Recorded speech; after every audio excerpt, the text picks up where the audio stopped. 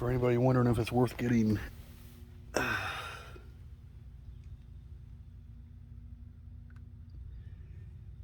these on here, I'll have to say yes.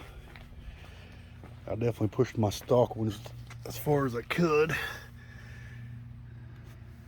See, got a little bit of a lip there. Let me show you the inside of the driver's side here.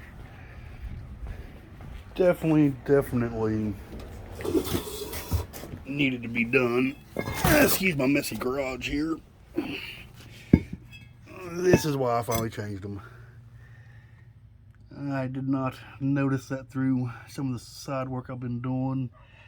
Of course, the garages I've been taking to say, man, everything looks good on there. You don't need nothing. I got up there and I saw the inside of this and I'm like, shit, this ain't good. So apparently my inner pads on both sides have not been getting the best pad transfer.